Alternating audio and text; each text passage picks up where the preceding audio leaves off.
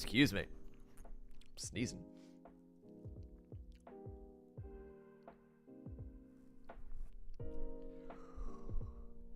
All right. Do we have sound? I got to double check.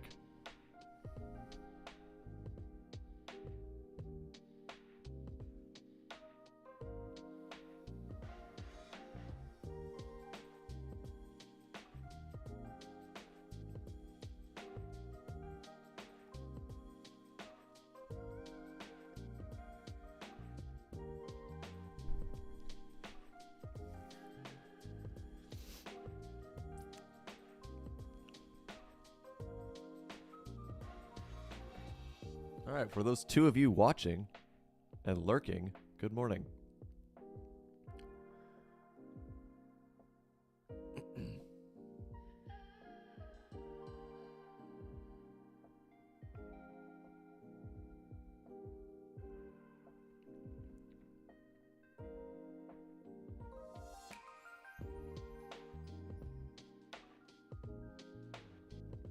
All right, let's get into it. Good morning, degenerates, and welcome to another episode of Boring Crypto, the place where I read you the boring crypto news every morning, Monday through Friday at 8 a.m., just so you don't have to. My name is Not Important, and I am your host. Guys, it's snowing in Chattanooga. It's rad. All right, let's get right into it. Bitcoin's price movement looks very manufactured. Samson Mao. I concur. U.S. Senate confirms Howard Lutnick as Trump's Commerce Secretary. Sailor Strategy proposes $2 billion convertible note offering to buy more Bitcoin. And FTX announces next repayment round for May. If you were not aware, FTX started paying people back yesterday. Grayscale launches Pyth investment fund. Guys, I've been telling you about Pyth for some time now. It is pretty much the only competition against Chainlink built on Solana blockchain with large backing by traditional finance. I'm telling you, keep your eye on it. And ETH reserves on exchanges hit 9-year low as supply shrinks, but the price is not reflecting that, guys. Housekeeping. Good morning, Kelly. If you do enjoy the content I provide for you here every morning on Boring Crypto, guys, please like the video, share the stream, the link, the video on all of your social platforms, whether you're watching on YouTube or Facebook. Share one of those links. Let's get more people in here. I mean, I love the 3 to 7 of you that show up every morning, man. It's a blast, but it would be a lot better if we had a bunch of people in here. A community, there's nothing wrong with the community at all. More people, more eyes on the market, more friends. More people helping people. Nothing wrong with that. With that being said, guys, if you are interested in joining a large community of traders, people learning to become financially savvy, etc., I strongly recommend clicking on the link that is pinned in the comment. That is a direct link to the paywall for the Pip Connect Discord. That is Andy Peters' personal Discord. And I'm a part of it, as well as close to 1,000 people, I think. And we're a big community of people learning to become financially savvy, helping people trade, more eyes on the market, early calls, etc., etc. So, if that sounds like something you might be interested in, go ahead and click on that link. If you do have questions, as usual, I always say this, please reach out to either myself or Andy, and we'll do our best to get those questions answered for you. See if it's the right fit, and it might not be, and that's fine. No big deal. But with that being said, let's jump right into the market. Good morning, Brett. Guys, right now, current market cap sitting at 3.17 trillion. Bitcoin dominant sitting at 60.2%. ETH dominant 10.3. Gwei down to 0.77 Gwei. Get in on those ETH on-chain trades. Right meow. Fear and greed index ticking lower at 37, which is wild because we're having a little bit of green across the board right now. Look, you buy fear, you sell greed, and right now we are in fear, y'all. So let's go through that top 100, see what the big gainers or losers are this morning. Oh, it looks like everything's pulled back. We had a little bit of green this morning. It looks like everything's now pulling back. Of course it is. Cardano down 3.8% today. Litecoin down 6.64%. Yeah, when I woke up this morning at 5:30, It looked like we were going to have a green day. Not now. Aptos up 15.22%. Wahoo! Tau moving 10.12% to the upside. 16.47 for Sonic. Guys, Phantom with this rebrand has been crushing it. 16.46% to the upside. Lido Dow down 7.15%. 6.62% to the upside for MakerDAO.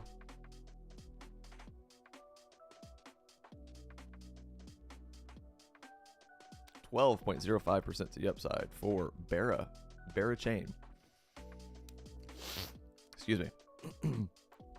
Virtual Protocol still trending down. 9.35 to the downside. 23.36 on the week. And FTT, your FTX token coming in your 100 spot, down 7.5%. Wild that people are still trading that thing. Absolutely bananas. All right, to the chart. Bitcoin. Well, there you have it. Bounced off the bottom of this long descending trend line that we've had for quite some time. Bounced right off of it. And now it looks like we're breaking out of this downtrend that I showed you guys yesterday, this potential downtrend. Keep you guys on it. All the levels we've been looking at forever. 95K, 95,848. We bounced around between those two for a while, and we finally just broke out this morning. See if we can ride this all the way back up to 100K. Let's see what happens from there. Again, guys, I am not turning short-term bullish until we get back above 100K. And I've been saying that since we started this sideways action, which is what all of this nonsense is. Any other greens?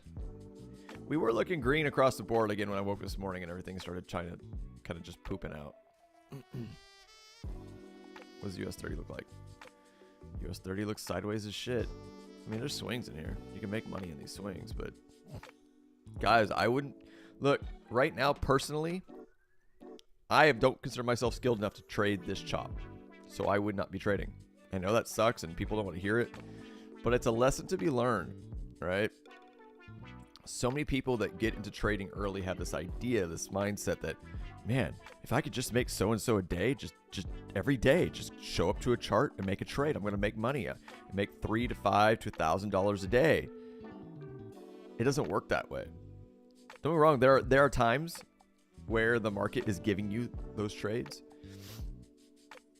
and you can do that. In my opinion, now is not one of them, at least for my skill set, right? That's another mindset too. Be aware and be real with yourself. Understand your skill set. My skill set is not day trading. Absolutely not, especially in this chop. This is chop. Chop, chop, chop, chop, chop, chop, chop, chop, chop, chop. And this will eat up your capital like it's nobody's business if you do not know what you're doing. So right now, I wouldn't be trading. I'm waiting for a real trend to form, break, deviate from. And right now, there really isn't any kind of real big trend. Like, let's even... There's just... The structure is weak. It doesn't show... So this is the 8-hour. Like, what are we doing here? There's just nothing. Sideways. You can play these swings. If we come back down to this like 92.28, which is where all this support is right here, we might sweep the lows and then move to the upside again. Uh-oh. I have bored everyone out of the chat. Guys, look, I am telling you, because I don't want to come back and say I told you so. So I'm telling you now.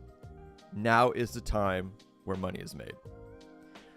When it's boring as shit in crypto, when this market lulls and goes sideways and pushes impatient people out that didn't stick around to learn, pay attention to new projects, new technologies that are coming out, those are the people that don't stick around and do those things are the ones that get left on the sidelines when this shit rips just like here. This was your election of Trump, and again we went sideways for 242 days is what this is. I've measured it. This is 242 days of sideways movement, and then out of nowhere, one night, shit just goes and leaves people buying in these ranges. And then what happens? We go sideways again, and these people capitulate. They get bored and they sell, and then it does it again, and then they buy in higher. So let's look at this. 242 days of sideways action. All right, and we're gonna get rid of my SCS lines. What happened before that? Sideways momentum, a dip, and then we ripped. And you can even look at it from here, because there isn't a lot of time in between these. It's like a month, if that. But right here, sideways action and rip. This is what price action does, guys. And I hope if you're watching this and you're new, if you've been trading for a while and this is boring you because you know what it is, cool, I get it. Don't listen to me. But if you're new and you're trying to understand these things, this is where your money's made. This is where you're stacking positions, building positions, scaling in. Because when this shit goes, now you've made your money. So what I've always said is, or you'll hear me say a lot,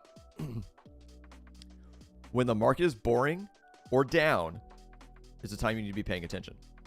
It's the time you need to be learning. Not when everything's turning green and everybody's making a bunch of fucking money. Because when that happens, the people that we've already made our money. So again, even reiterating, let's go to the daily.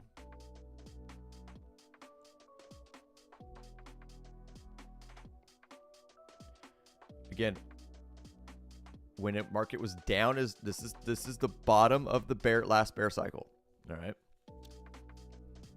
This is where people like myself that pay attention to this stuff were buying. When we were putting buy orders, scaling in. Right around here as it dropped. Okay. So I think my last buy order was right around 20 grand or something like that. 444%. That's what we do. That's how we make money. Don't let boredom push you out of the market. Don't let boredom force you to capitulate. Don't let boredom make you turn your back on what the market's doing, because this is where you learn. This is where your money's made. So with that being said, guys, we got some chats going on. Cameron, I'm slowly just adding to my position at certain levels and have buy orders set for big pullbacks. Absolutely, that's perfect. And just leave it alone on most of my positions. Yeah, go look for support and resistance levels and start stacking buy orders in those levels. Because even if, like, right, you could look at something like, Bitcoin's not going to go back to 88K or 85K or 84K. A fool's last words. And then you get a wick like this. 89, 88, 9, something like that. And it wicks down and instantly gets bought back up. And then rips. And you just made a ton of fucking money. Just like this one right here. Another big wick down to the downside and instantly bought back up. Stack buy orders, guys. Yeah, well said, Cam. 100%. Perfect. Because it's these wild wicks that make you make money or help you make money.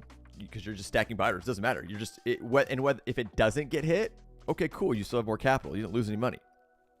But all of a sudden, one day, this shit will just woof, and it'll hit that buy order, and you're just like, holy shit, look at the money I'm making. That's the game. All right, that's it for charts, though, guys. Unless you've got questions, I'm gonna move on to the news and let you guys get out of here early. Hopefully, we'll see.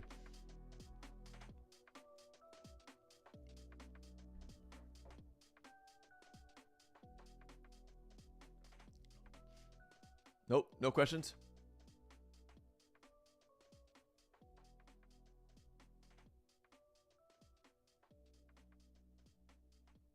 All right, let's rock and roll. Bitcoin's price movement looked very manufactured. Yeah, it looked stomped on, 100%. It seems like some sort of price suppression, said Mao during a panel discussion at Consensus Hong Kong. I've been saying it for a while, guys. There's one of two things happening, or even both, maybe. Either big institutions are holding the money back or holding the price back for a reason, and who knows what that reason is, or, because it could be both. The entire market is waiting for something, is waiting for Trump, what I would assume is Trump to come out and announce not only regulatory clarity, or at least the Trump administration, not Trump himself, but the Trump administration to release institutional regulatory clarity when it comes to crypto, so companies can, not only just companies, so don't think it's just companies that want to start crypto projects, because they're not the money. It's VCs, investment firms, things like that don't want to put money into something, then all of a sudden have an SEC lawsuit filed against it. Because we've seen what that does to projects. It ruins them. So imagine if you're a VC going, and let's say you're a good VC. You're not like some slimy fucking VC that's just trying to pump some vaporware, right? So let's say arbitrarily, hypothetically, that everything's on the up and up, and you're just a guy that's looking for some good technology to throw your money in that's going to advance the space or advance the world. Who knows? Whatever the case may be. And you get to a project and you look at all of it and go, okay, this looks like it's going to be good. And you look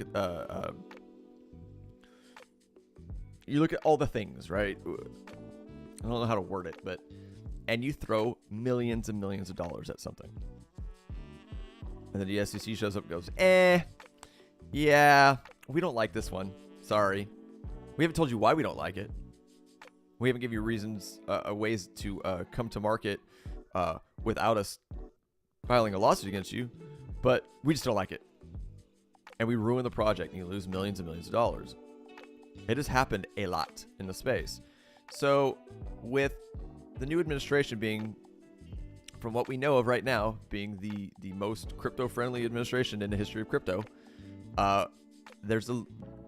mind goes, all the money's waiting for regulatory clarity.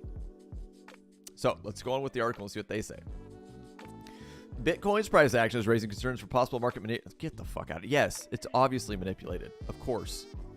Manipulation as the cryptocurrency continues trading in a tight range despite billions of dollars in institutional inflows. Bitcoin has been range bound, which is what I have been telling you guys for weeks.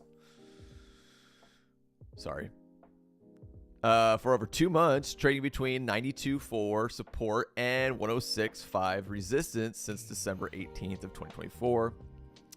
Bitcoin price managed to briefly escape this range after U.S. President Donald Trump's inauguration on January 20th, when it briefly rose to the $109,000 all-time high before dropping back into its previous range. Bitcoin's range-bound price action may be manufactured based on the trajectory of the past months, according to Samson Mao, CEO of Jan3 and founder of Pixelmatic. Quote unquote, it seems like some sort of price suppression, said Mao during a panel discussion at Consensus Hong Kong 2025, adding, if you look at the price movement, we peak and then we stay steady and chop sideways. If you think, don't get me wrong, I'm not going to toot my own horn and act like I know everything, because I don't. I'm learning. I am not the best trader out there. I'm still always learning, and I'll always be upfront with you. But I want you guys to read this. And if you are questioning what I am telling you about what I'm looking at in the market, I'm not the only one seeing it. What I told you, it is chop. It'll eat you up. It is sideways action. So, reading the quote, if you look at the price movement, we peak and then we stay steady and chop sideways. And it's good. You can say it's consolidation, but it just looks manufactured. I 100% and am aligned with that. It's very possible. The very tight range in which we're trading just doesn't look natural at all, Mao added. Despite Bitcoin's temporary lack of upside, industry watchers remain optimistic about Bitcoin's trajectory for 2025, with price predictions ranging from Jesus. Look at this. With price predictions ranging from guys, proofread your articles. Stop using AI to do this shit for you, you lazy bastards. Ranging from 160,000 to above 180,000. Guys, I have told you from the get-go, I'm looking at potentially 135 to 150, 155. Once Bitcoin gets there, if it doesn't look like we're going to get a surging altcoin run after that, I will be out of the market completely. I could be wrong. I hope I am. I hope you guys continue to make lots of money. But I do not want to get left holding the bag with my pants down. I know what that feels like, and I don't want to do it ever again. So I'd rather take my money off the table and live to trade another day than round trip this shit. Bitcoin stagnates despite ETF inflows and institutional buying. The U.S. spot Bitcoin exchange traded fund and companies like Michael Saylor's strategy are transparently buying a multiple of Bitcoin mined every day. Mao said, if Bitcoin's price isn't moving despite institutions and retail buyers accumulating Bitcoin, then someone must be selling. Agreed. And you've got retail buyers who are dollar cost averaging and buying, and because the price is set at the margin, so that means somebody has to be selling. While last year saw structural sellers offloading Bitcoin due to bankruptcies and restructuring, that period is largely behind the market, Mao said. The crypto market saw another key development this week as FTX began repaying creditors, distributing over $1.2 billion to claimants. However, repayments are being made based on Bitcoin's price from November of 2022, when it was trading near $20,000. Some analysts believe this could create additional selling pressure as recipients of these repayments seek to realize their gains. I agree. I've been seeing a lot of people talk about potential these people going back into the market, and I don't know if that's going to happen. I don't think it's going to be huge. I don't think it's going to like send us back down to 30K or anything wild like that. But usually, from what I've noticed, when these things happen, it's selling pressure, not buying pressure. FTX is starting to pay out their dollars from selling Bitcoin advisedly in the mid 20,000 range. Or weird.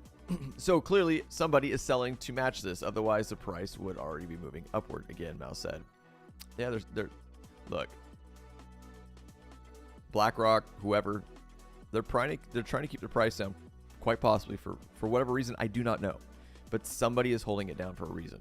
Stretching it out, getting retail to capitulate. Who knows?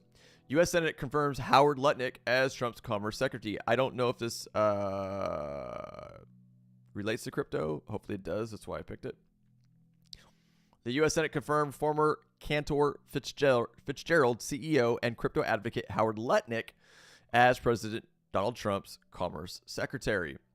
The U.S. Senate has confirmed Howard Lutnick as the 41st Secretary of Commerce. Lutnick, a billionaire with ties to Wall Street, will support President Donald Trump's administration on trade policies. Lutnick immediately stepped down as CEO of financial services firm Cantor Fitzgerald after he was confirmed to lead the Department of Commerce in a 52 to 45 vote February 18th.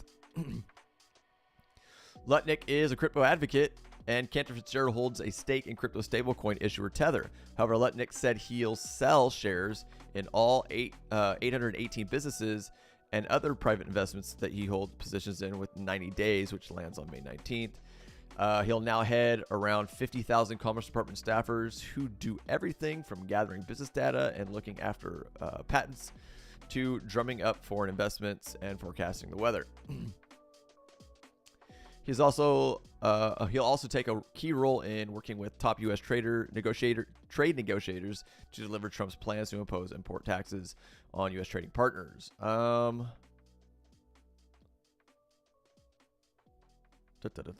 seeing if this has anything to do with crypto.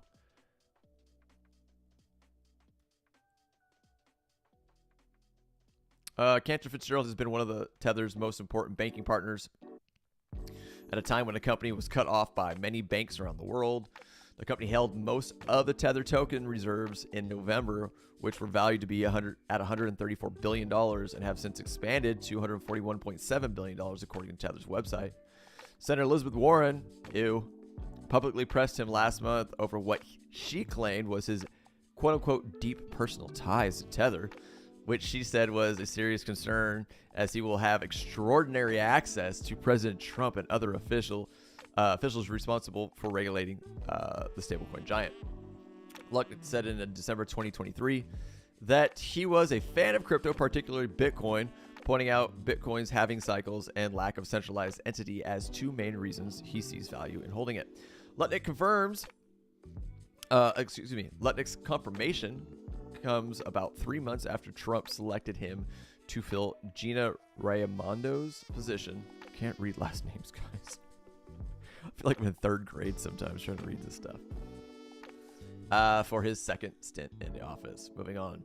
Saylor's trying to get more Bitcoin, guys. He's trying to beat the U.S. and BlackRock in holding the most Bitcoin on the planet.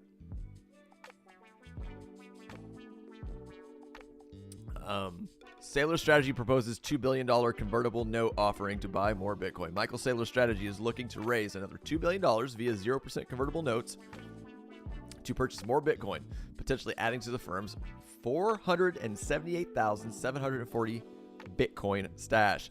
Good effing God. That is a lot of Bitcoin. The business intelligence services and Bitcoin buying firm formerly known as MicroStrategy is looking to raise another $2 billion through 0% senior convertible notes to purchase more Bitcoin. The first note buyers have the option to buy up to an extra $300 million more worth of notes, which can be used within 5 business days after they're issued, Strategy said in a February 18th statement. The firm added it intends to use the net proceeds from the offering to buy more Bitcoin and for working capital. Senior convertible notes are a debt security that can be converted into equity at a later date. They're senior to common stock in the sense that holders have priority in the event of a bankruptcy or liquidation. Senior convertible notes have been one of the main instruments Strategy has used to execute its 21-21 plan, targeting $42 billion in capital over the next 3 years. Split equity and fixed income securities in order to buy more Bitcoin. The plan was orchestrated by Strategy's executive chairman and co-founder, Michael Saylor.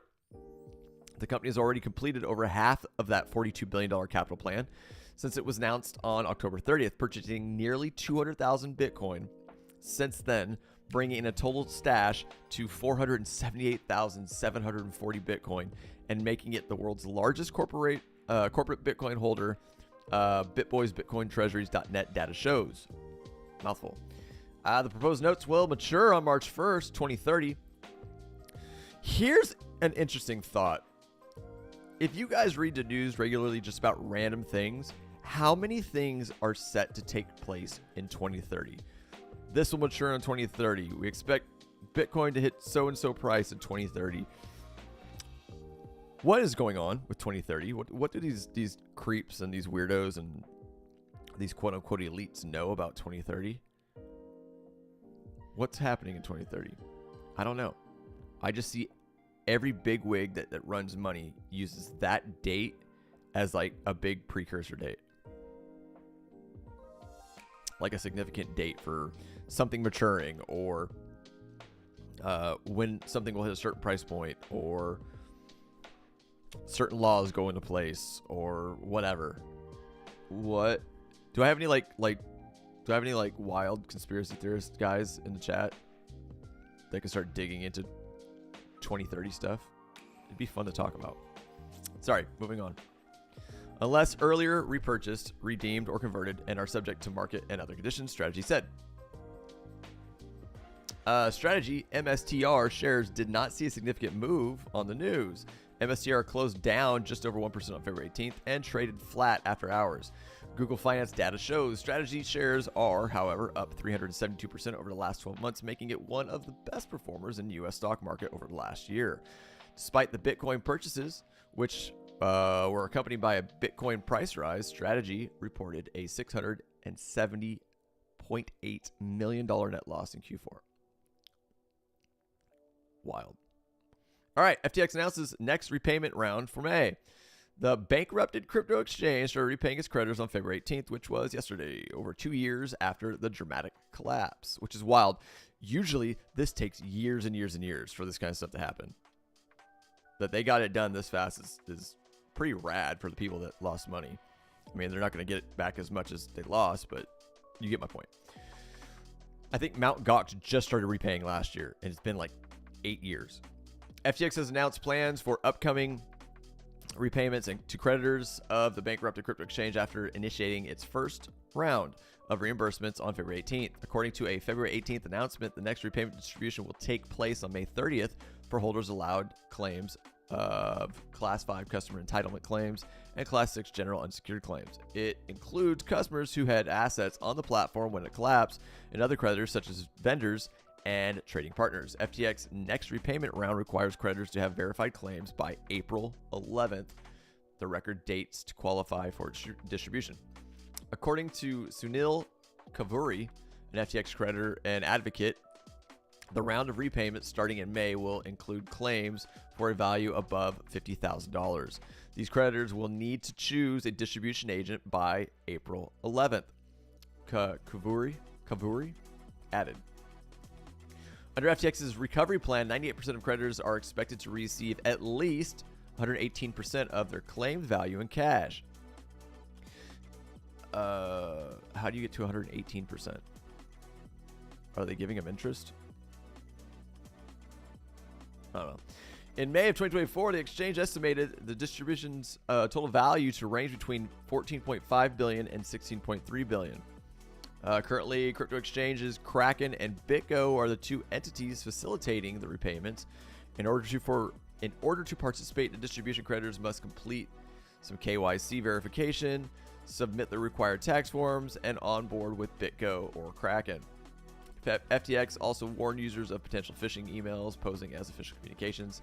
The FTX repayment started on February 18th for the group known as convenience class creditors with claims up to $50,000.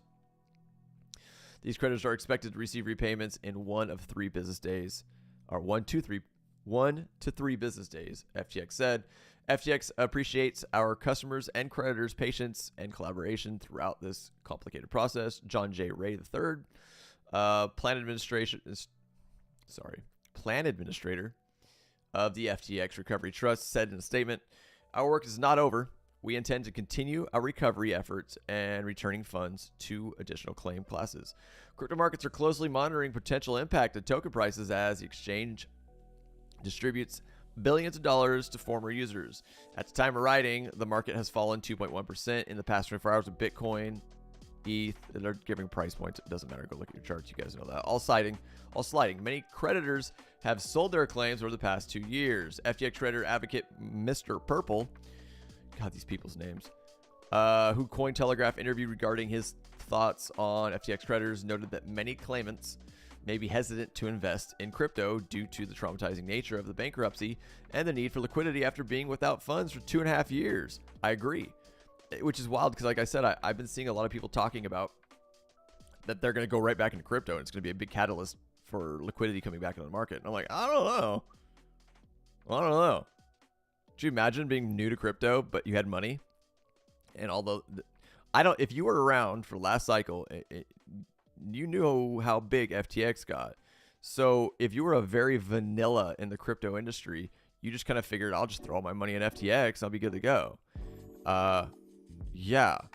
If that turned out sour, the probability of you diving right back into fucking crypto is probably not that big. All right. Moving on. Grayscale launches Pyth investment fund. The fund claims to offer higher beta exposure to the growth of the Solana ecosystem, and Grayscale continues to expand its suite of single asset crypto funds. Pay attention to Pyth, guys. Get a little bit of exposure. It's not financial advice. I could be 100% wrong. I don't think I am. Grayscale Investments has launched an investment fund for the Pyth network's native token Pyth, the asset manager said on February 18th. The Grayscale Pyth Trust, which is only open... Now, mind you, Grayscale is applying for a Pyth Trust, and Pyth isn't even on any real major exchanges yet. Are you listening to me? Is anybody hearing this shit? Whatever. Do what you want. Grayscale Pyth Trust, which is only open to qualified investors, you don't say, offers exposure to the government's token powering the Pyth network, Grayscale said. Using decentralized oracles, Pyth delivers market data, including for cryptocurrencies, equities, and commodities, to upward of 90 different blockchain networks, including Solana. Oracles connect off-chain data sources, such as prices on centralized exchanges, to smart contracts on blockchain networks. Approximately 95% of decentralized applications on the Solana network rely on Pyth's price feeds. A testament to Pyth's strong market position, Grayscale said. By providing accurate real-time data feeds, Pyth plays a crucial role in the Solana ecosystem and is poised to thrive alongside Solana's growth, Grayscale said. The trust aims to deliver high beta and high upside opportunities associated with the continued growth of Solana. Rayhanan Sharif Askari, Grayscale's head of product and research, said in a statement. Launched in 2023, Pyth has a market cap of more than $750 million, according to CoinGecko. Solana's growing pains. That's important. No, they're just talking about the hit because of Libra. Expanding the suite of crypto funds. For Grayscale, the new Pyth fund adds to its suite of single asset crypto investments and products. In January, Grayscale launched an investment fund for Doge, the most popular meme coin by market cap. In December, Grayscale launched 2 new investment funds for Lido and Optimism's government's token, LDO, and OP, respectively. It also added around 35 altcoins, including WorldCoin, Rune, to a list of assets that are under consideration for future investment products. The asset manager is best known for its Bitcoin and ETH exchange-traded funds, including Grayscale Bitcoin Trust, GBTC, and Grayscale Ethereum Trust, ETH-E. Pyth, guys. All right, last but not least, ETH reserves on exchanges hit a 9-year low as supply shrinks. Diminishing ETH supply on exchanges may signal an incoming price rally driven by quote-unquote supply shock, which occurs when strong buyer demand meets decreasing available ETH. ETH reserves across centralized exchanges hit an almost 9-year low, reinforcing investor optimism for a potential market bottom that may start a recovery towards the 3,000 psychological mark. ETH reserves across all exchanges fell to 18.9 million on February 18th, making their lowest level seen since July of 2016, when ETH was trading around $14. Diminishing ETH supply on exchanges may signal an incoming price rally driven by a quote-unquote supply shock, which occurs when strong buyer demand meets decreasing available ETH, leading to a price appreciation. However, ETH has struggled to gain momentum over the past year, falling over 3.67% on the yearly chart and declining over 90% year-to-date, TradingView data shows. ETH moving off exchanges is a bullish signal. The diminishing ETH supply on exchanges suggests investors are moving their ETH into cold storage wallets for long-term holding. ETH supply moving off exchanges is generally, quote-unquote, bullish. According to Nikolai Sondergaard? Nikolai. We'll call him Nikolai. Research analyst at Nansen Crypto Intelligent Platform. The analyst told Cointelegraph, we are seeing similar trends for Bitcoin, which makes me think if we are seeing demand outpace supply and or it is a natural shift towards self-custody and cold storage. Regardless, I see it as being both positive for both. I'm sorry. Getting ahead of myself, guys. Regardless, I see it as being positive for both, even if the above reasons likely aren't the only factors in this shift, added the analysis. Decreasing ETH supply indicated that investors are shifting assets to cold storage rather than positioning for short-term sales, which historically correlated with reduced sell-side pressure and price stabilization. A potential rally above 2,800 would liquidate over $82 million worth of leveraged short liquidations across all exchanges. That'd be huge. It'd be a wild short squeeze. Coin Glass data shows. The next ETH price catalyst, the potential introduction of staking for ETH exchange traded funds, which I've been telling you guys about for quite some time, may also be a catalyst for ETH price, according to Makran Kazmierzak, co-founder and chief operating officer at Redstone. Quote unquote, the potential introduction of staking ETFs could be a game changer, further tightening Ethereum's liquid supply and reinforcing its value proposition as a prime investment asset. ETH ETF issuers are expecting regulatory approval for staking, according to Consensus founder Joe Lubin. Guys, that is the news. Let's go to Bitcoin one last time before I let you go. Let's go to the 1 hour. Let's look at my nasty lines. Ugh, don't look at that. Don't look at it. It's ugly.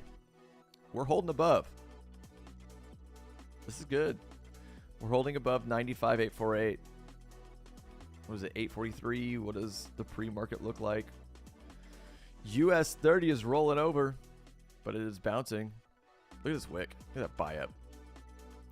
Lots of buy orders in this area. Looks like we're flipping kind of green again. INJ is up about 5.84%. Squeeze up 4%. What's ETH look like?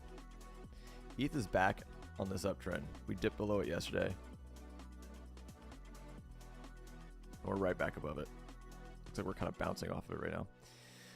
That's it, guys. That is all I have got for you this morning. Per usual, if you do enjoy the content provided for you every morning on Boring Crypto, please, please, please like the video, share the video on all your social platforms. Tell your friends, tell your family. Check out the Pip Connect Discord to see if it might be a good fit for you. Learn how to trade, learn how to get early calls, learn how to become financially savvy. Outside of that, I'll see you bright and early tomorrow morning, guys. Thank you for being here. I am out of here.